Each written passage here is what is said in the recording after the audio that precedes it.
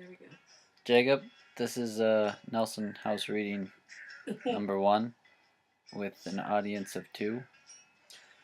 Cheers to Jacob! Cheers, Jacob. Woo! Ching, ching, ching, ching, Ching, ching, ching, ching, ching. Jacob, Jacob, we're gonna read you a story. Gonna read you a story. I think you've heard most of it, but here's a new edit. Rendition. It sounds better every time. And we'll see how they react. Oh. You guys want to be in the view? And We'll jump in when we Okay. think it's appropriate. Okay. He wants to see. This. Okay. I lost the title somewhere. Can we make one up? You make one up right now. Dog breath. Oh. This one's called Dog Breath. Mom, you can come up with 2 more words, and then it'll be 2 things. Dog breath, something. After running, dog breath. That sounds good. Okay, here we go. I'm still waiting for you to say something before I break out the... Nah. Okay. Back one night when Jimmy was still drinking with both hands, he shat on the 4 corners. No one else was there. He did it just 'cause he thought to. That was before the big motion sensor 24-hour lights in the parking lot, so it wasn't as big a deal. Just the same, Jimmy was a big deal back then in Farmington, New Mexico. 20 years ago was all. Indestructible. He smiled thinking of it, and then stopped since he was so old now. Too old to remember shit with a smile. He was glad he wasn't there anymore, and that there wasn't anyone there to see him now. A girl and a boy opened the door to Angel's, and they caught the last hint of his smile. The girl was grinning, and the boy was looking like he had never been inside a honky-tonk, and both probably already had the wrong idea what with Jimmy's upside frown greeting them. Jimmy's first step: let the kids get in through the door. Let them wander the place with their eyes, see from the police squad, Noah, Miller, Court, all suffering the jukebox. Can you blame me for honking? The light of the machine coating Miller and Court's uniform with fuzz except round their pins, and their color flashing in neon sprints. Let the kids think they're in a real live country town now, somewhere different, somewhere they haven't been before. Let them feel the wall between them and everyone else build up tall. Jimmy's second step: ask for ID. If Jimmy didn't know your name or your face, you were going to show ID. IDs, Jimmy said, using the sour memory of shit to add to the new clenched look of his face. The girl gave him hers and took Jimmy in the eyes with a smile. The boy was having some trouble getting his out from the wallet. From the restaurants without dinner rushes or liquor licenses, Marissa and her daughter Chris punching in at their stools, talking to Missy and Johnny off his stool about a movie being good, having only the commercials for reference, and none of them planning on buying a ticket. They were from Washington if the boy was from where she was. Hi, she said. I heard there was a band tonight. Yep, Jimmy said, and looked back down to her ID. Jimmy could spot the cheap ones quick by the quality of the plastic. He usually just put them in his pocket without a word. His eyes were small, detail eyes, and he always had more steps. Third step: use the time zones to portion out the level of concern. Pacific time was a level green, Mountain was yellow, anything past Central, and Jimmy automatically took an extended interest. Level red. Fourth step: within the zones, there were the usual suspect states kids seem to use over and over for no other reason than a lack of imagination. Arizona was the winner by a good distance around Angels due to its closeness, but there was also California, Delaware, and Florida. Jimmy knew all of those states' tricks. Washington, on the other hand, was not one known for dishonesty or for time zone concern. The girl stuck out her hand for her ID, and Jimmy said, "Just a minute."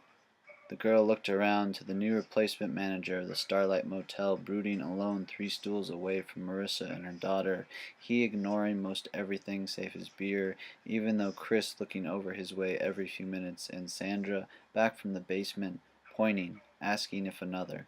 Sure does have nice eyes, though. He not looking like much, mostly just some pants, a shirt, and a mistrimmed shrub of hair. Something seemed to prick both Jimmy's neck and stomach at the same time.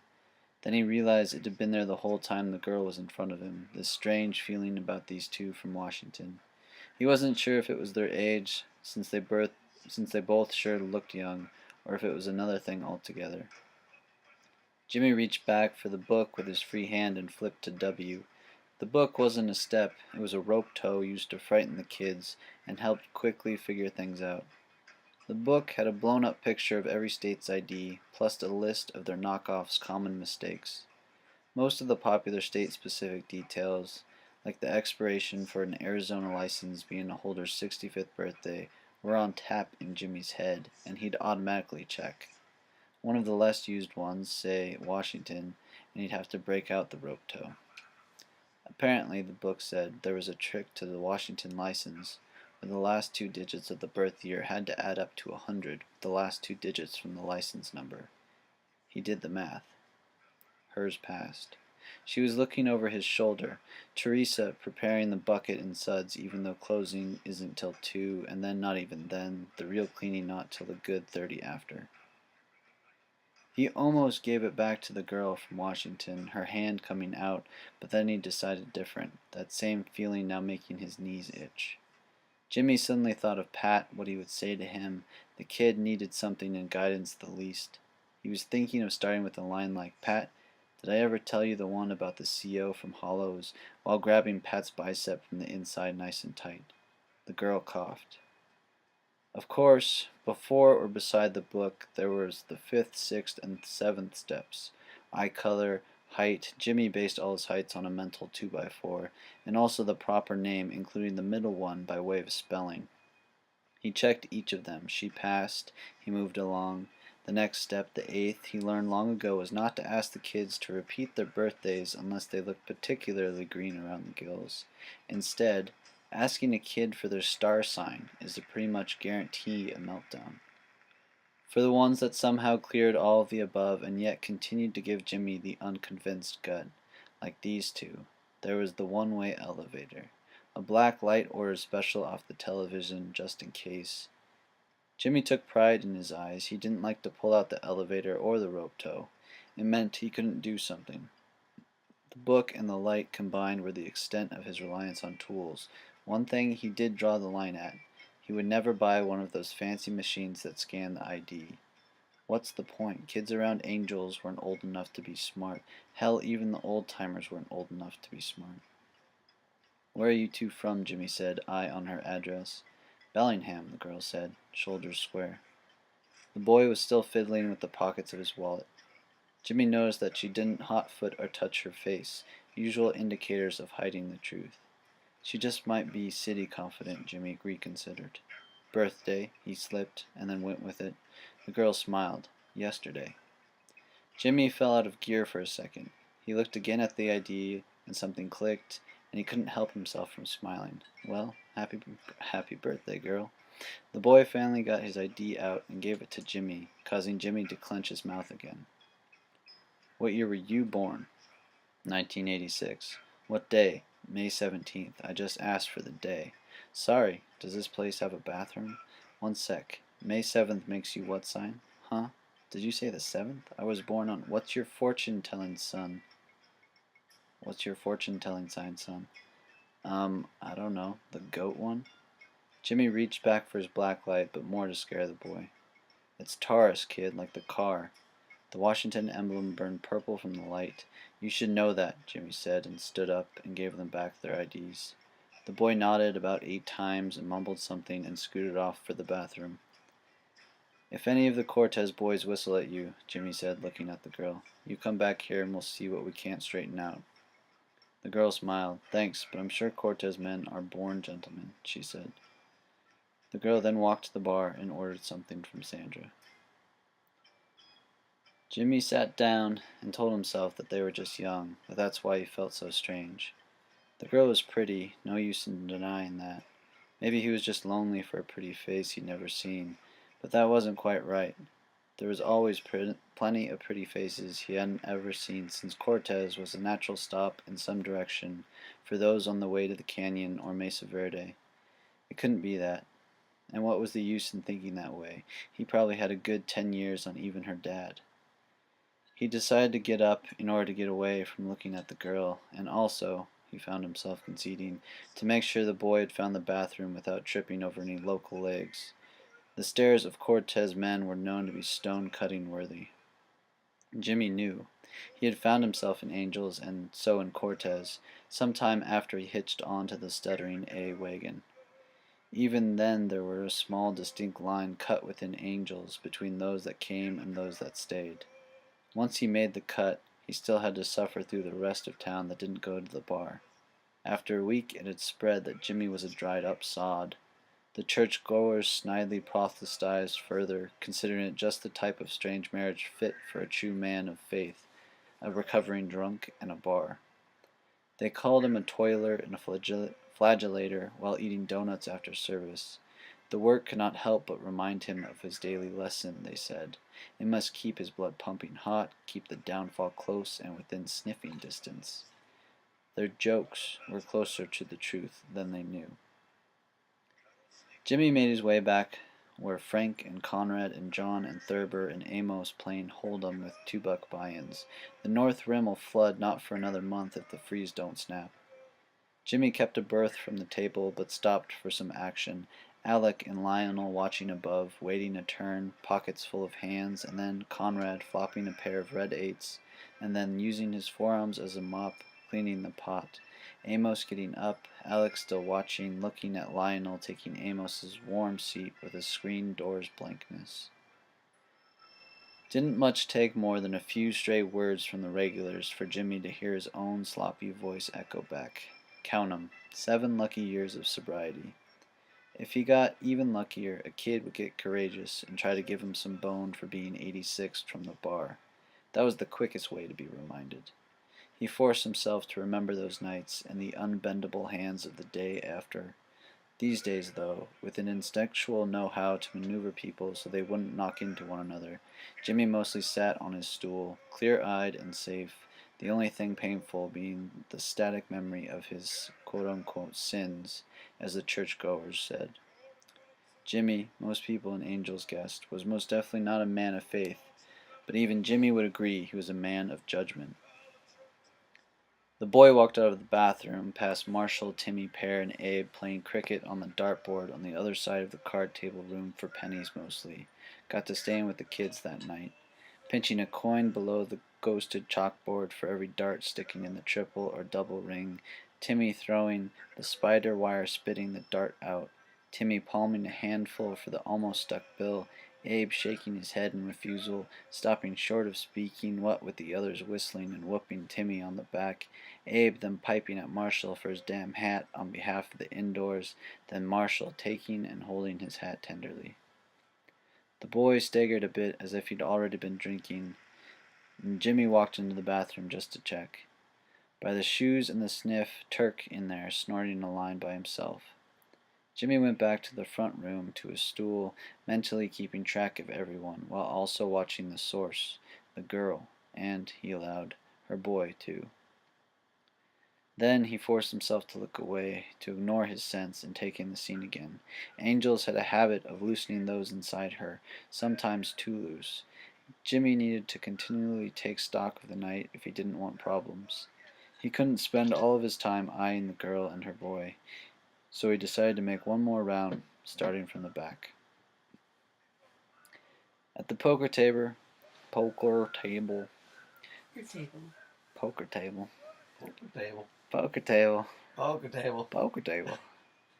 Thurber was leading by a full-time minimum wage paycheck, not enough to get angry at.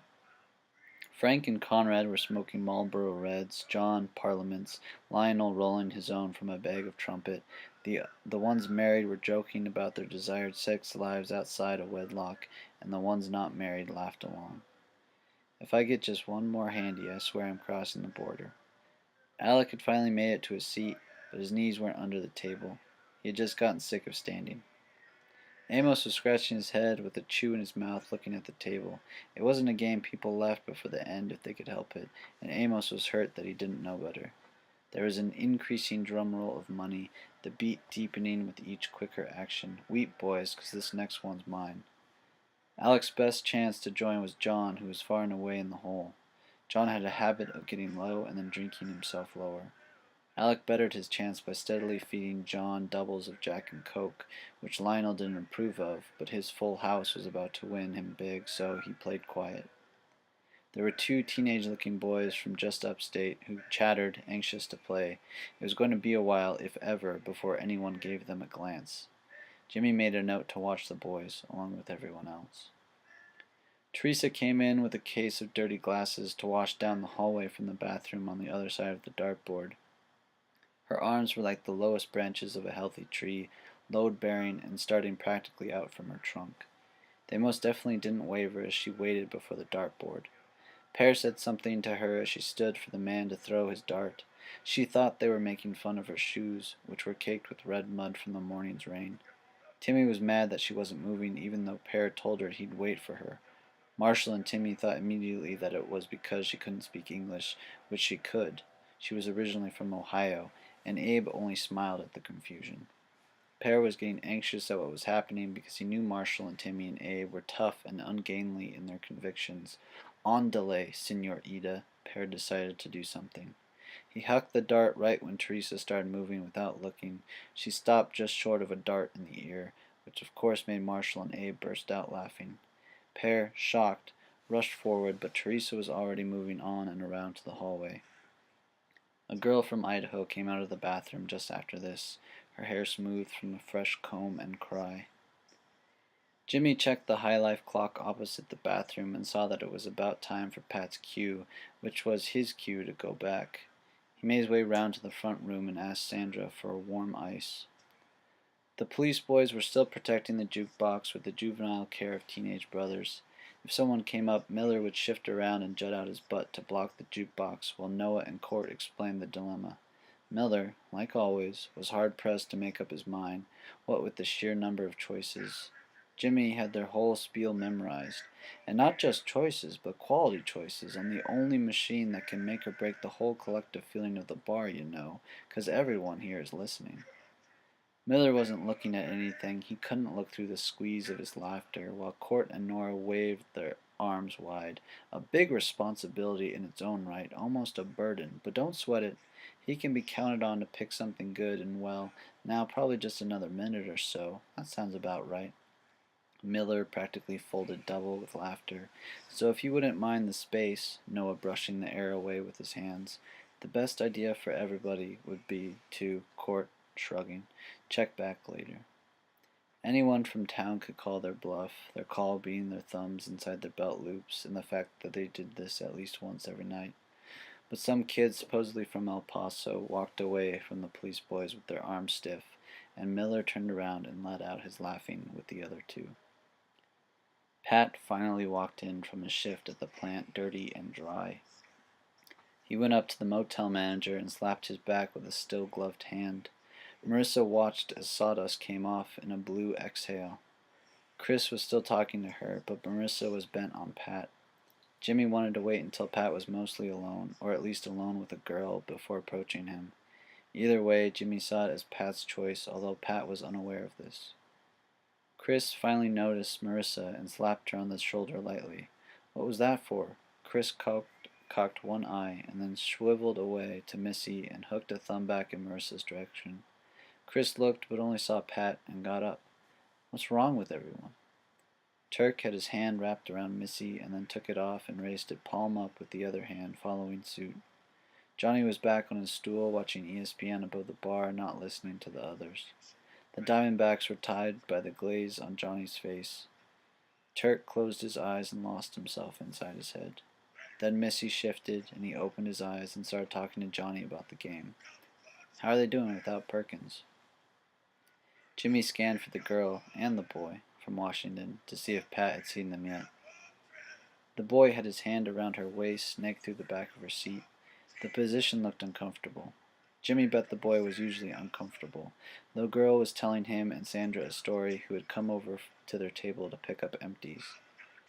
Court and Miller and Ethan and Hart and Clint and Bill, who had just showed up with his hair still wet with his after-work shower, were all watching the girl from Washington talk. So were Tom and a whole slew of visitors. She made you look at her just by the way she sat on a chair and tipped a bud into the dimple of her lips. You could tell even Sandra liked her, and Sandra was a sealed and locked safe for the outsiders. The boy could just as easily not be there. His only anchor to the world was the faint grip he had on the girl. Jimmy could tell something was going to happen tonight. He started thinking of what to do, since that boy of hers wasn't going to do squat.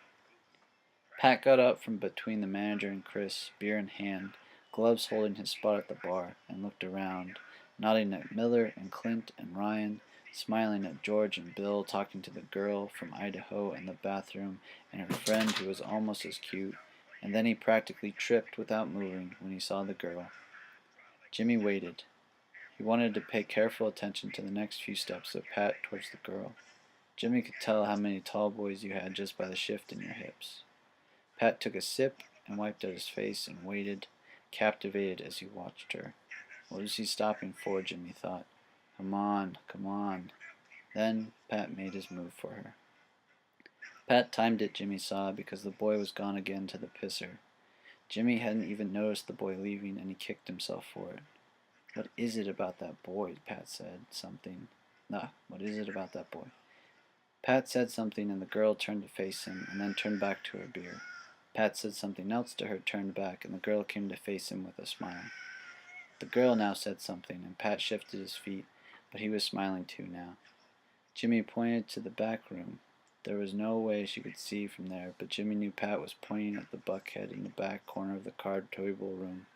He was telling the girl that he bagged the deer 13 winters ago, and then straight into Angel's policy. Whoever gets the head with the most points can hang it until a bigger one is felled. 13 years that stuffed animal been back there. Before Pat was even old enough to vote, Sandra had told Jimmy. In 13 years, Pat had been telling the same story to girls local and not. The girl's boy finally returned and fumbled with the situation. Jimmy took his boots off the rungs of the stool, ready to stand when needed. Lily and Michelle were both looking over at the girl, clutching their mixed drinks with an intensity that made you feel bad for their glasses. Michelle was also glancing over at Francis, who wasn't looking at the girl, but was talking to Johnny Boy about the plant. The boy stood behind the girl's chair. The boy didn't touch the girl now, just stood a little behind with his hands in almost all of his pockets, looking at Pat sheep-like, but also accustomed, Jimmy thought. This must happen a lot, and Jimmy felt disgusted at the boy.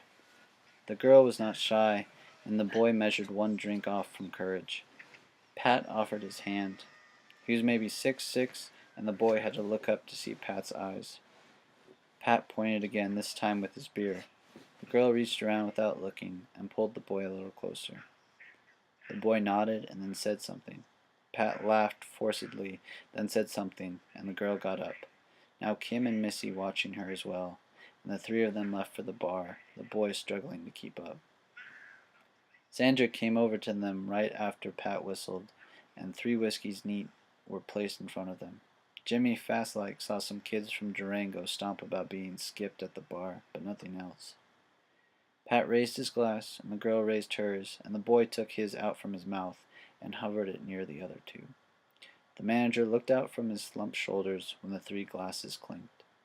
By the time the glasses were on the table, Chris was at Pat's side, and Sandra was pouring again. It was Chris, Pat, the girl, and the boy. All of them were leaning toward the girl, it looked like. Gretchen walked in with Hart and Jenna and Ethan and some balloons knocking their heads on the door. Michelle and Lily and Sarah all ran toward Gretchen from different corners of the bar. Hart and Ethan found Francis, and Johnny Boy went off to get another beer, seeing as Ethan had given Johnny Boy a shiner not 2 weeks ago. Cable watched all this from his booth with Ryan and Bishop. Jimmy decided it was time. He came from behind, took Pat's shoulder nice and hard, and said, "How's your old man?" "You know," Pat said. both hands now on the bar, eyes looking ahead to some unknown space, still rattling the cage. Pat turned around. Last time I visited, he told me to tell you it wouldn't kill him to see you. I mean, wouldn't kill you to see him. That is, just as long as you wear a paper bag over your head. Jimmy put his hands parallel his ears. His words. Only if he washes up first, Jimmy said, and guided Pat's shoulder away from the bar. Pat looked at Jimmy. Pat was taller, but lacking about 2 inches in every direction. Pat resisted Jimmy's hand. He's actually pretty keen on you, James. Says that when he gets out, he's going to find you right away. Even said he wants the first shitter that graces his holy ass on the outside to be yours. I'll make sure to hide my toothbrush, Jimmy said, and clenched Pat's shoulders tighter, trying to get closer to the neck and the pressure point, struggling to turn the young man without anyone noticing. Bill was watching from a table near the door, so was Sandra and practically everyone else along the bar except for the Starlight manager.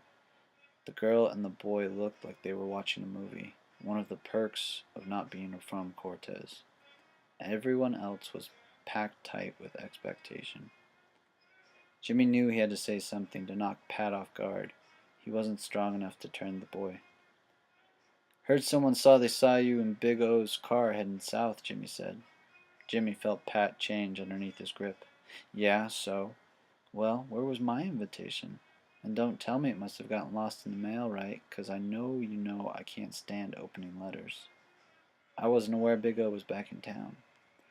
If he is, he's passing through. Well, next time you see him, can you please let him know I'd like a word with both of you at the same time? It's about time we had ourselves a reunion. Pat stared at Jimmy until the white reflection of the overhead lights became a part of Pat's irises landscape. Anybody want to smoke? Pat said after slowly drawing in a breath. Jimmy released his hand. If you're offering, Chris said, almost as oblivious as any outsider. Pat looked to the girl. She looked right back. The boy was looking at Jimmy look at Pat. Quit yesterday, the girl said. Birthday resolution. I'll get the next round, though, pointing to the bar. Pat stared back at Jimmy. The Washington boy took the girl's hand and put it to his forehead and said, No more for me. I think I'm drunk. Jimmy looked at the boy for a brief second and gave the kid a generous estimate of 1 hour before the boy passed out. But then Jimmy remembered Pat, who was already walking for the door. Looks like you could easily make him by the next round, Jimmy said, pointing at the boy. Pat and Chris were already outside with Bill following close. Sorry about him. He likes to think he carries a big stick around here. No worries, the girl said. He got me drunk, the boy said. You're not drunk, the girl said. You can't be. You've only had 4. Did you see the size of them? The boy said, and then suddenly, Excuse me, bathroom. Is he going to be all right? Jimmy said. Maybe it's time you think about home. He's fine. Just a small bladder, the girl said. Where'd you two say you were from again? Was it Bellingham? Jimmy said. Seattle, actually, she said. Still haven't changed my address. I'm surprised we made it this far with a bladder like his. I've tried Seattle, Jimmy said. The girl looked at Jimmy and he got off his first clean look at her besides from the front door. She was small but full and more than pretty in the light. 5, maybe 6 freckles along the bridge of her nose. She wore a navy dress with a leather jacket over it, and some gloves were hanging out of one of the pockets. She smiled and ordered 2 more whiskeys and a bud. Will you drink with me? She said. Her ponytail stormed under its restriction. Jimmy looked at the glass and the way it held the whiskey. The inside bottom of the glass was curved like a bullet, while the outside gave no hint of the curve. The girl held both glasses by the fingertips. She was wearing riding boots and was even-footed. Left it in Seattle, Jimmy said. Gotcha, she said, and then shot back both. When she looked at Jimmy again, his large eyebrows were raised. I shouldn't let him have any more till he's had some water first.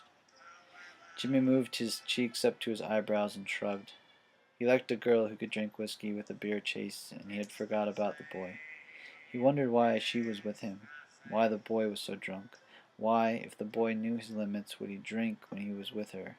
There is a thin line you toe when you get that drunk, and a girl like her would only put up with so much. Jimmy knew a girl like her was the cause to fix a drink problem, not expand it. So when's the band starting? I might have to ask you to dance if he spends any more time in the bathroom. Beside himself, Jimmy got expectant. Just then some seats shot back in a hurry. Jimmy turned to see Noah, Miller, and Court making a semicircle around the kids from Texas, with Clint and Alex sloshing 2 whiskeys, both coming to fill the ranks. "Excuse me," Jimmy said to the girl, and stalked over to the masculine cloud of steam. When he finally got Court and Alec and Miller outside and the outsider kids to a corner, the boy was back, and the girl was feeding him some water while talking to Sandra. It was almost 11 then. Jimmy was at least happy he didn't see Pat's truck in the parking lot. The boy was talking to Sandra too now, sitting up. Sandra had her dish towel over her shoulder and was pouring herself a glass of Coke, no ice. She was only considering the boy in light of the girl, but the boy seemed to be near something, almost like he himself could be worthwhile to Sandra. The girl was laughing and held the boy's elbow as he talked. He was going to be fine as long as he kept to water. Jimmy was amazed. The boy was not a minute ago one small wind away from 3 sheets, but somehow the girl was mending him back to health, giving him another chance at the night. This made Jimmy grind. Jimmy tried to ignore the boy and the girl as the band set up and explained to the microphone the rules of karaoke. Teresa moved some of the tables off of the floor, dislodging Jillian, Shirley, and Mike and Summer, George, Tom, and Paul. The men moved off to his side while the women stayed put, ready for the music. The band could play maybe 12 songs good, 20 okay, and another 15 passable enough to work.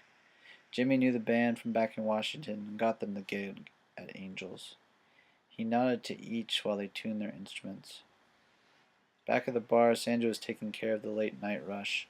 Most of the hotels and inns told the kids about Angels, since it was where most of the kids living in Cortez were working. There's 3 more pages. Okay. The place was filling up with outsiders who stuck to their own breed. The boy and girl watched the band get ready from the bar, Sandra every now and again coming over to check on them. The girl's boots were notched in the ready position, but the boy was leaning way back against the bar. He did not look the type to dance, even with a girl like her. The music was good this night. Between the regular country ballads, the outsiders requested and sang pop songs from the big stations. Gretchen and Missy and Jenna and Summer started dancing along with the other girls already out there. The group danced around Gretchen song after song, and Cable picked his way carefully by her. The men refilled her cup and gradually joined in the dance. Here in Cortez, dancing was a wholesome activity. The men held the girls from the waist in hand. No legs were between legs. The girl looked at the boy. The boy held up a finger, turned back to the bar for more water. The girl sang along to each tune and watched, full of want. Jimmy could tell, though, she wanted to dance, not sing. He could tell she would dance alone or with anyone who had the balls to ask. The boy didn't have a chance if he was smart. Jimmy wanted her to go, to get swallowed up by Cortez, and for the boy to stay seated, by himself, stuck to the bar. And maybe Jimmy would get that dance after all. It was during an uneven song that the girl managed to tug the boy to the floor. Jimmy shifted on his stool. The birthday group giggled at the boy as he tried to shake in time with the band, but it wasn't his fault. The drummer was a step off. The girl shook and laughed and unbridled her hair. The two of them danced around each other, and then they took each other in like pictures of things in motion, arms holding arms, bodies in close unison, dancing faster than the band. Most of Angels had watched them at one point or another, but not anymore. Now they were invisible to those inside. Invisible to everyone except Jimmy. Somehow that girl had saved that boy. The boy changed at some point, looked like he felt right with her. Jimmy walked up to Sandra. "You want something heavier? A juice?" Sandra said. Jimmy wringed his hands. "Sandra," Jimmy said, "will you look at them?" "Those two? Looks nice, innit?" Sandra said. "Don't you think they're a little too close?" Jimmy said. "Maybe, but what's it to people like us?" Sandra said. What do you mean, people like us? Ah, Jim, you know what I mean. We've had our time. Let them stay in. Jimmy took the juice and made his way to a stool. It just so happened that the boy and girl swung close, and Jimmy spilled his juice when the boy bumped into him. I'm sorry, Jim, the boy said. Did she tell you my name? Jimmy said. He didn't remember telling the girl his name, but it was Sandra that had told them. You have to be more careful dancing like that. You can knock over the wrong person next time, and you should know a few people around here who think poorly of dancing like that. I'm not entirely in control, if you know what I mean, the boy said. Sorry, Jimmy, the girl said, out of breath. We just got a little out of control. You mean you? You got out of control, the boy said with a smile and a finger. Jimmy clenched his face a bit more. Like I was telling your boy, you two should think a bit more about where you are. I'm surprised no one has come up to you with a yardstick and a crowbar. They'd tell you 12 inches for Christ or get a room. The boy laughed. He reached quickly into his pocket and flashed a key. Already got one, he said. Both the girl and Jimmy laughed with surprise. Forever hold your peace, the boy said. Huh? Jimmy said, unsure of what the boy just said. Jimmy, though, still laughing. The girl laughed more and took the boy's hand and said, Excuse us, and went back to the floor with the boy. Jimmy went back to his stool, not laughing, but feeling like the boy passed something. Sure, Jimmy said. Sure. The end. Woohoo! Put him to sleep.